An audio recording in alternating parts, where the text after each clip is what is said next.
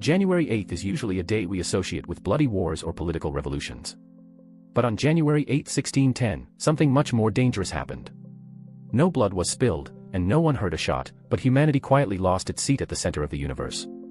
That night, Galileo Galilei aimed his telescope at Jupiter. He wasn't trying to start a rebellion or pick a fight with the church, he was just curious. But what he saw through that lens shattered a belief that had ruled human minds for over 1,000 years.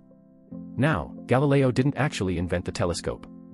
He was a bit of a strategist. He took a basic Dutch design, made it better, and sold it to the Venetian government as a military tool. Once he had their money and protection, then he turned his eyes to the stars. Floating near Jupiter, he spotted 4 tiny lights. Night after night, he watched them move. They weren't stars, they were moons. And they were orbiting Jupiter. In that one moment, everything changed. If those moons were orbiting Jupiter, then the old rule, that everything in the universe revolved around Earth, was dead. This wasn't just a scientific breakthrough, it was a psychological gut punch. If Earth wasn't the center of the universe, were we still the center of creation? Galileo knew he was playing with fire. Before he went to the church, he went to the politicians.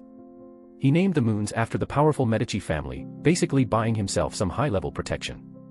He even found flaws, sunspots, on the sun but kept quiet about them at first. He knew that suggesting the sun wasn't perfect was a dangerous game. Contrary to popular myth, Galileo wasn't hauled off to prison just for saying the Earth moves. The church actually told him he could talk about it as a theory, just not as absolute fact. His real mistake. He wrote a book where he essentially mocked the Pope. By the end, old, sick, and nearly blind, Galileo chose survival over being a martyr.